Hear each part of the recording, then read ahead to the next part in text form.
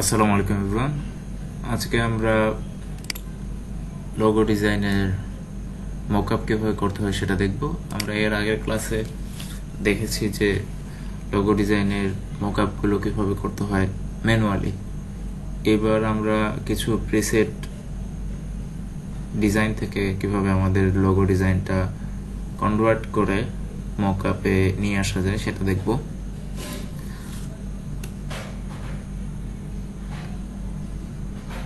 আমরা গুগলে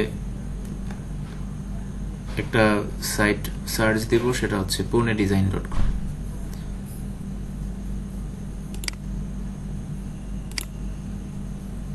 আপনারা দেখছেন যে এখানে সেই ওয়েবসাইটটি ওপেন আছে। আপনারা শুধু পুনে ডিজাইন দিয়ে সার্চ দিলে সেটা পেয়ে যাবেন।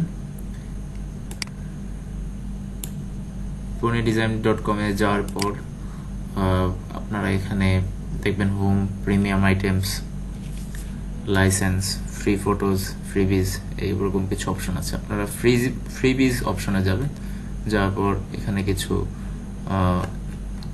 লোগো এবং লোগো মকআপ পাবেন।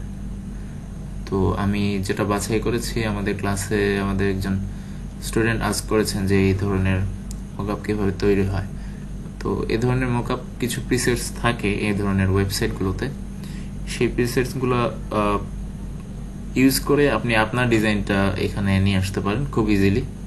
ম্যানুয়ালি যাদের করতে অসুবিধা হয় এবং অনেক ব্যাকগ্রাউন্ড আছে যেগুলোর সাথে আপনার লোগোটা যায় না, সেটার ক্ষেত্রে এই ধরনের প্রিসেট ইউজ করে ফেললে খুব ইজিলি আপনি সেই মকআপটা কম সময়ের মধ্যে ডিজাইন করে ফেলতে পারেন। তো আমি এই মকআপটা বাছাই করে ডাউনলোড দিয়ে দিয়েছি। ডাউনলোড করার পর এটা একটা জিপ ফাইল আসে।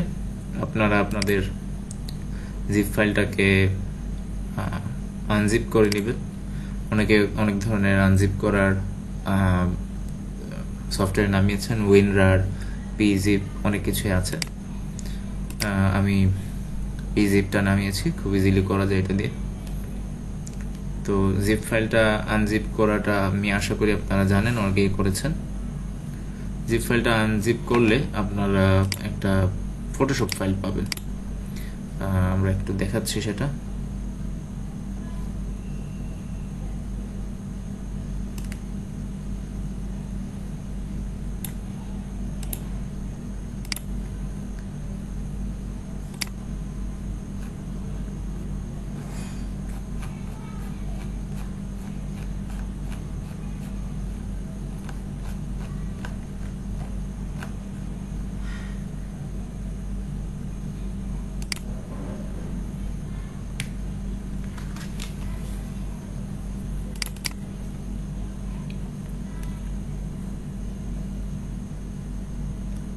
এই ফাইলটি জিপ ফাইল হিসেবে আছে। এটা রাইট ক্লিক করে আমি আমার পিজিপটা ইনস্টল করা আছে, এই জন্য পিজিপে গিয়ে এক্সট্রাক্ট হেয়ার দিলেই এই লোকেশনেই আমারটা এক্সট্রাক্ট হয়ে যাবে। খেয়াল করে দেখেন, এটা এক্সট্রাক্ট আমি অলরেডি করে ফেলেছি। এই জন্য এখানে একটা ফোল্ডার আছে, সেটা লোগো মকআপ দিয়ে আছে। সেখানে দেখেন হেল্প ফাইল, লাইসেন্স বলে অনেক কিছু ফাইল আছে, কিন্তু প্লাস পাশাপাশি একটা ফটোশপ ফাইল আছে। সেই ফটোশপ ফাইলটি ওপেন করে আমরা একটু দেখব। ডাবল ক্লিক করলাম, আমাদের সেই ফাইলটি ওপেন হলো। এখন আমরা যেটা করব, আমরা আমাদের ইলাস্ট্রেটর ফাইলে আমাদের সেই লোগোটা আগে বাছাই করে নিয়েছি।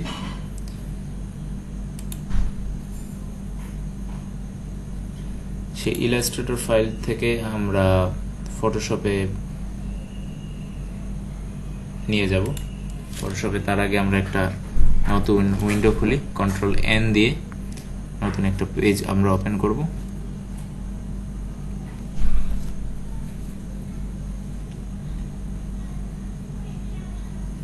আমি 1080x1080 পিক্সেল এবং 150 ppi এর একটা পেজ ওপেন করেছি 8GB ফরম্যাটে। কালার মোড ছিল 8GB। এখানে আমি ডিরেক্ট ইলাস্ট্রেটর থেকে এই অংশটি ট্র্যাক করে ফটোশপে নিয়ে আসবো। নিয়ে আসার পর আমি এখানে লেয়ার 0টাকে ডিলিট করে দেব। জিনিসটা ট্রান্সপারেন্ট হয়ে গেল। তারপর আমরা এটা Ctrl+Shift+S বা Ctrl+Save+S দিয়ে সেটাকে সেভ করব PNG ফরম্যাটে। খেয়াল রাখবেন এটা PNG ফরম্যাটে সেভ করতে হবে এবং এটার ব্যাকগ্রাউন্ড যাতে কোনো কালার না থাকে। আমরা সেটাকে কোনো একটা নাম দিয়ে সেভ করে দিব। আমি অলরেডি এটা সেভ করে দিয়েছি ইগল নামে PNG ফরম্যাটে। সেভ করে দিলে সেটা থেকে যাবে, আপনার পরে সেই ফাইলটা ওপেন করতে হবে।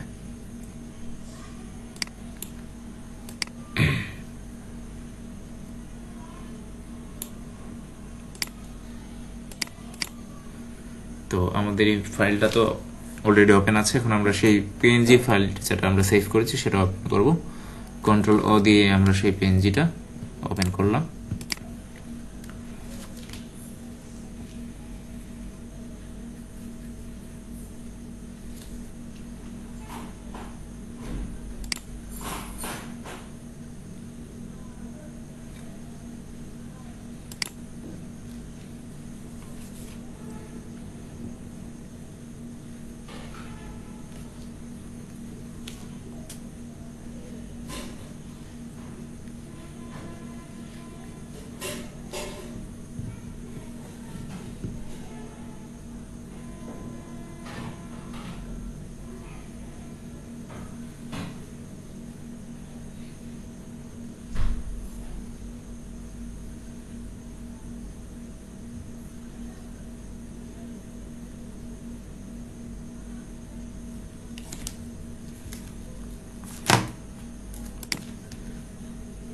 এবার আমরা লগো মকআপস এর যে প্লেস হোল্ডার লেয়ারটা আছে সেটাতে এইখানে একটা আইকন আছে স্মার্ট অবজেক্টের থাম্বনেইল আইকন। সেই থাম্বনেইলে ডাবল ক্লিক করলে নতুন একটা উইন্ডো ওপেন হবে। খেয়াল করে দেখেন এখানে নতুন একটা উইন্ডো ওপেন হয়েছে লেয়ার 61 নামে। আমাদের এই উইন্ডোটাও আছে, ইগলের উইন্ডোটা আছে যেটা PNG ফাইল ছিল, এবং নতুন আরেকটা উইন্ডো ওপেন হয়েছে। আমরা ইগলের সেই মাথাটাকে আমরা ড্র্যাগ করে নতুন উইন্ডো যেখানে আরেকটা PNGর মতো মকআপের সেই ফাইলটা ওপেন হচ্ছে সেখানে নিয়ে আসবো। নিয়ে এসে আমরা এটাকে আমাদের পছন্দ মতো সাইজে রিসাইজ করে নিব এবং আমাদের প্লেস হোল্ডারটাকে এখানে ইন্ডিকেটর যে লেয়ার ভিজিবিলিটি সেটা অফ করে দেব। এই চোখের পার্টটাতে অফ করে দিলাম। এবারে আমরা সিম্পলি আমাদের এই উইন্ডোটাকে ক্রস করে দিব। এখানে ক্রস মার্ক আছে, এটা কেটে দিব। ক্রস করার সময় এখানে ইয়েস অপশনটা আসছে, আমরা সেটাকে ক্লিক করব। তারপর আমাদের সেই লোগো মকআপের যে ফাইলটা ছিল সেখানে যাব এবং খুব জলদি আমাদের সেই ডিজাইনটা আগের লোগো মকআপের বদলে আমাদের নতুন ডিজাইনটা প্লেস হয়ে যাবে। এবং আমরা চাইলে এখানে যে কার্ভ যে শ্যাডোর মতো কিংবা খোদাই করার মতো যে অংশটা আসতেছে সেটা আমরা চাইলে এখানে চেঞ্জ করতে পারবো।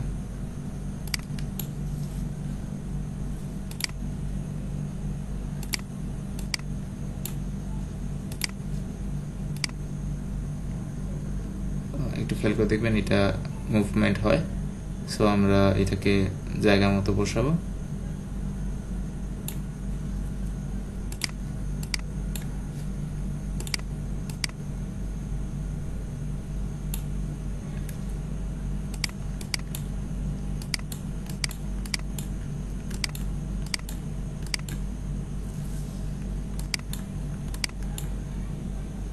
এইভাবে খুব ইজিলি আমাদের মকআপটা ক্রিয়েট হয়ে যাবে।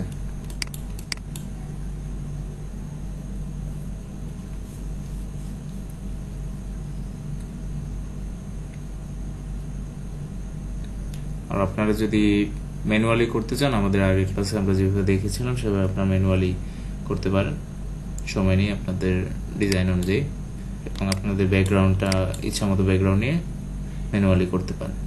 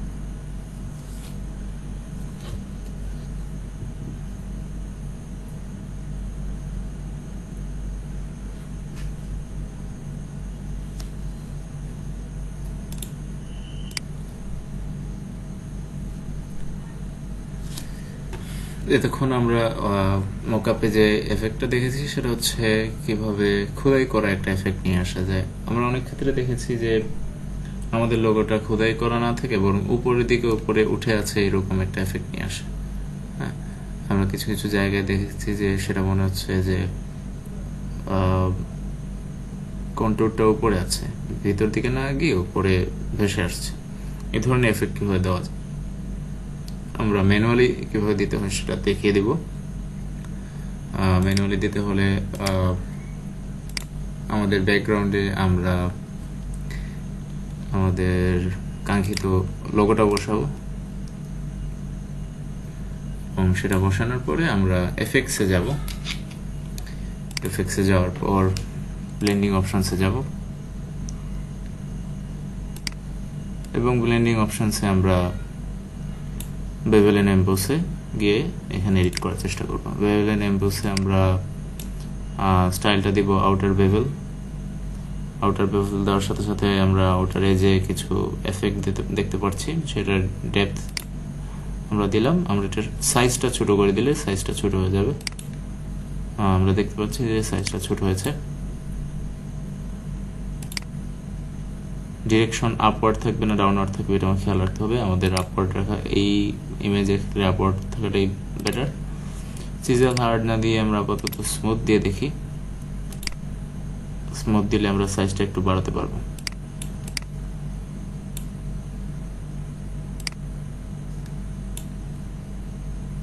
আমরা অপাসিটি বাড়াই।